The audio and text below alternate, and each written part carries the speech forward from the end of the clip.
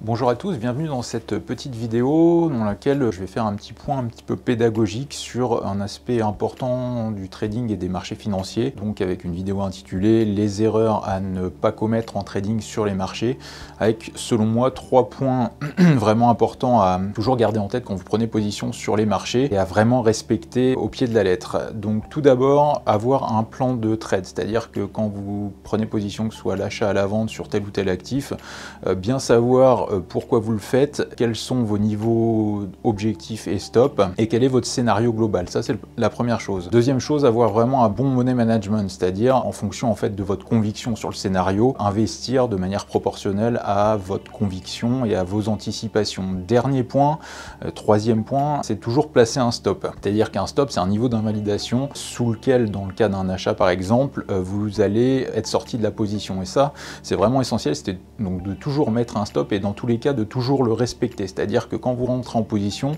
vous savez toujours dans le pire des cas, j'ai envie de dire, quel est votre risque. Et donc ça, en fait, il faut jamais y toucher, il faut jamais le discuter. C'est-à-dire que si vous avez tort, ça fait partie des marchés financiers. Si vous prenez une position, vous prenez un stop, vous le discutez pas, vous ne le supprimez pas, vous ne le bougez pas. Enfin, le bouger, j'entends à la baisse. C'est-à-dire que ce que vous pouvez par contre faire, une chose que je fais quand ma conviction évolue, c'est-à-dire par exemple le relever. C'est-à-dire que si vous êtes à l'achat, comme on va le voir là, moi, dans le cas d'une anticipation de rebond sur le pétrole, qui on l'a vu, ne s'est pas confirmé, j'avais un stop initial, j'ai décidé de le relever alors que les choses commençaient à mal évoluer. Donc ça, c'est vraiment, comme on va le voir après dans mon exemple, c'est vraiment quelque chose qui peut être fait pour réduire le risque. C'est-à-dire que, par exemple, si vous avez un risque schématiquement en entrant de position de 20%, que quand vous commencez à perdre 5-10%, que vous ne sentez plus trop la chose, il ne faut vraiment pas hésiter à réduire le risque et donc à couper votre position de manière prématurée et plus tôt que prévu. Donc ça, généralement, en fait, mon expérience personnelle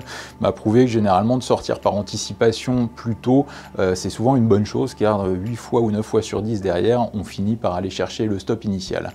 Donc voilà, retenez bien, avoir un plan de trade, un money management et un stop qu'on ne discute pas dans le pire des cas et qu'on peut éventuellement ajuster ou relever selon la conviction. Derrière, en illustration, je vais vous prendre le cas très pratique de mon anticipation sur le pétrole. Comme vous le voyez avec le lien qui s'affiche juste en dessous et que j'ai donc en lien avec les derniers articles que j'avais écrits dans la bourse au quotidien, on était autour du 8 novembre et ça a été posté là en début de semaine dernière autour des 12-13 novembre. Je m'attendais à un rebond sur le pétrole, sur le WTI, avec donc un achat que j'ai recommandé pour mes abonnés. On était alors sous les 60 $ sur le WTI, c'était vendredi 9 exactement. Donc là, en fait, mon anticipation, c'était un rebond, comme vous le voyez sur le premier graphique, avec une petite mèche basse qui se formait, qui était assez intéressante en fin de semaine dernière. On était sur un bas de canal descendant, ça c'est visible en pointillé noir, et on avait surtout sur le week-end une réunion, certains membres de l'OPEP, notamment l'Arabie Saoudite, qui me laissaient penser qu'on pouvait avoir donc des discussions favorables avec potentiellement donc une réduction à suivre de l'offre. Ça a été effectif dimanche dernier avec l'Arabie Saoudite, donc a fait une annonce. Il s'en est suivi un cours du baril qui a ouvert favorablement, donc c'était le lundi matin, on prenait un peu plus de 2%, on était au-delà des 61 $. Donc là, par rapport à moi, mon achat de la fin de semaine du vendredi soir, on était dans des bonnes dispositions, une bonne situation. Donc ça, c'est le premier point. J'avais un stop initial, j'ai tenu la position car elle prenait une bonne tournure. Derrière, on a eu donc dans la soirée du lundi 12 novembre, donc un tweet de Donald Trump qui a un petit peu remis le feu aux poudres en contrebalançant un petit peu la vue de l'OPEP et de l'Arabie Saoudite et en menaçant indirectement à nouveau l'OPEP quant à une possible réduction de l'offre. Derrière, comme vous le voyez sur le second graphique, on a eu une rechute des cours. C'est-à-dire qu'on était au-delà des 61 $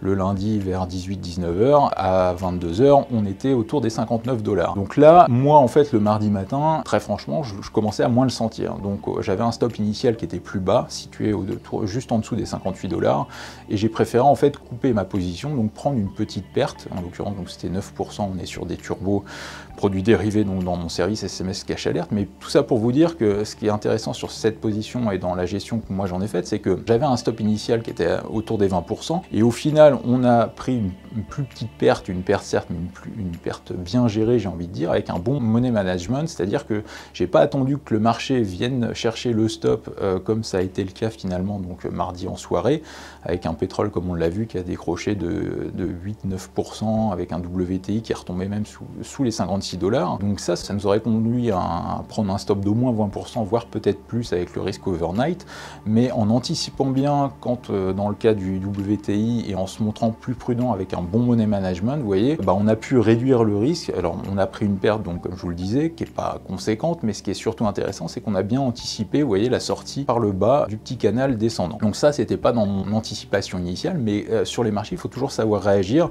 et ne pas avoir de présupposés et ne pas s'entêter quand on a des signes d'hésitation, des signes de faiblesse ou un marché qui ne confirme pas assez rapidement. Donc voilà, ça c'était pour un petit peu vous illustrer le quotidien de mon service, en lien donc avec le titre de l'intitulé de cette vidéo, donc des erreurs vraiment à ne pas commettre, les plans de trade, le money management, respecter les stops et comme on le voit dans mon cas en l'occurrence sur le WTI, ne pas hésiter à couper prématurément une position qui ne part pas dans le sens attendu ou qui ne répond pas assez rapidement. Voilà, j'espère que cette vidéo vous a plu, qu'elle vous sera utile. N'hésitez pas à cliquer sur le petit bouton rouge en bas de cette vidéo pour avoir d'autres vidéos de notre part. Merci à tous de votre attention, à très vite et à bientôt pour de nouvelles vidéos.